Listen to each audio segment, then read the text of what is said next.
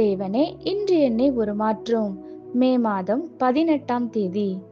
பரலோகம் என்றால் மத்தேயு 6:10. உம்முடைய சித்தம் பரமண்டலத்திலே செய்யப்படுகிறது போல பூமியிலேயும் செய்யப்படுவதாக. வாசிக்க வேண்டிய பகுதி வெளிப்படுத்தின விசேஷம் 21ஆம் அதிகாரம் 9 முதல் 24 வரை. பின்பு கடைசியான 7 வாதைகளால் நிறைந்த 7 கலசங்களையுடைய அந்த 7 தூதரில் ஒருவன் என்னிடத்தில் வந்து, நீ இங்கே வா, ஆட்டுக்குட்டியானவருடைய மனைவியாகிய மணவாட்டியை உனக்கு காண்பிக்கிறேன் என்று சொல்லி, பெரிதும் உயரமுமான ஒரு பர்வதத்தின் மேல் என்னை ஆவியில் கொண்டு போய், தேவனுடைய மகிமையை அடைந்த எருசலேமாகிய பரிசுத்த நகரம் பரலோகத்தை விட்டு தேவனிடத்திலிருந்து இறங்கி வருகிறதை எனக்கு காண்பித்தான். அதன் பிரகாசம் மிகவும் விலை உயர்ந்த இரத்தின கல்லை போலவும் பளிங்கினால் ஒளியுள்ள வச்சிர கல்லை போலவும் இருந்தது. அதற்கு பெரிதும் உயரமுமான மதிலும், கிழக்கே 3 வாசல்கள், வடக்கே 3 வாசல்கள், தெற்கே 3 வாசல்கள், மேற்கே 3 வாசல்கள் ஆக 12 வாசல்களும் இருந்தன. வாசல்களின் அருகே 12 தூதர்கள் இருந்தார்கள். அந்த வாசல்களின் மேல் இஸ்ரவேல் சந்ததியாராகிய 12 கோத்திரத்தாருடைய நாமங்களும் எழுதப்பட்டிருந்தன. நகரத்தின் மதிலுக்கு 12 அஸ்திபார கற்கள் இருந்தன. அவைகள் மேல் ஆட்டுக்குட்டியானவருடைய 12 அப்போஸ்தலரின் 12 நாமங்களும் பதிந்திருந்தன. என்னுடனே பேசினவன் நகரத்தையும் அதன் வாசல்களையும் அதன் மதில்களையும் அளக்கிறதற்கு ஒரு பொற்கோலை பிடித்திருந்தான்.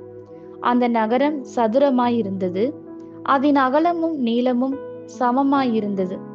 அவன் அந்த கோலினால் நகரத்தை அளந்தான். அது 12,000 ஸ்தாதி அளவாயிருந்தது. அதன் நீளமும் அகலமும் உயரமும் சமமாயிருந்தது. அவன் அதன் மதிலை அளந்தபோது அது தூதனுடைய அளவாகிய மனுஷ அளவின்படியே 144 முழமாயிருந்தது. அதன் மதில் வச்சிரக்கல்லால் கட்டப்பட்டிருந்தது. நகரம் தெளிந்த பளிங்குக்கு ஒப்பான சுத்த பொன்னாயிருந்தது. நகரத்து மதிலின் அஸ்திபாரங்கள் சகலவித இரத்தினங்களினாலும் அலங்கரிக்கப்பட்டிருந்தன. முதலாம் அஸ்திபாரம் வச்சிரக்கல், 2வது இந்திரநீலம், 3வது சந்திரகாந்தம், 4வது மரகதம், 5வது கோமேதகம், 6வது பதுமராகம், 7வது ஸ்வர்ணரத்னம், 8வது படிக பச்சை, 9வது புஷ்பராகம், 10வது வைடூரியம், 11வது சுனீரம், 12வது சுகந்தி. இவைகளே 12 வாசல்களும் 12 முத்துக்களாய் இருந்தன. ஒவ்வொரு வாசலும் ஒவ்வொரு முத்தாய் இருந்தது. நகரத்தின் வீதி தெளிவுள்ள பளிங்கு போல சுத்த பொன்னாய் இருந்தது. அதிலே தேவாலயத்தை நான் காணவில்லை. சர்வ வல்லமையுள்ள தேவனாகிய கர்த்தரும் ஆட்டுக்குட்டியானவருமே அதற்கு ஆலயம். நகரத்திற்கு வெளிச்சம் கொடுக்க சூரியனும் சந்திரனும் அதற்கு வேண்டுவதில்லை. தேவனுடைய மகிமையே அதை பிரகாசிப்பித்தது. ஆட்டுக்குட்டியானவரே அதற்கு விளக்கு. ரட்சிக்கப்படுகிற ஜனங்கள் அதன் வெளிச்சத்தில் நடப்பார்கள். பூமியின் ராஜாக்கள் தங்கள் மகிமையையும் கனத்தையும் அதற்குள்ளே கொண்டு வருவார்கள். ஆமேன். பரலோகம் என்றால் என்ன? பரலோகம் என்ற சொல்லுக்கு பல விளக்கங்களும் அர்த்தங்களும் உண்டு. பலர் சொல்லுகிறபடி பரலோகம் என்பது சந்தோஷம், சுகம், சமாதானம், ஆறுதல் போன்ற நன்மையானவைகள் நிறைந்த ஒரு இடம். இன்னும் சிலர் சொல்லுகிறபடி அது பயம், துக்கம், வியாதி, மரணம் மற்றும் சாத்தான் இல்லாத ஓர் இடம். இந்த விளக்கங்கள் எல்லாம் சரிதான். ஆனால் பரலோகத்தை பரலோகமாக்கும் ஒரு காரியம் என்ன? ஆண்ட்ரூ முரே என்ற தேவ மனிதன் இவ்வாறாக சொல்லுகிறார்: பரலோகம் என்பது தடையின்றி தேவ சித்தம் செய்யப்படும் ஒரு இடம். என்ன ஆச்சரியம்! தேவ சித்தத்திற்கு பரலோகத்தில் தடை இல்லை. தேவனுடைய சித்தம் என்பது அவரை பிரியப்படுத்தும் காரியமாகும். அதுவே அவருடைய விருப்பம். அவரை சந்தோஷப்படுத்தி, திருப்தியாக்கி, ஆறுதல் படுத்தி மகிழ்விக்கிறது. அதுவே பரலோகத்தை பரலோகமாக்குகிறது.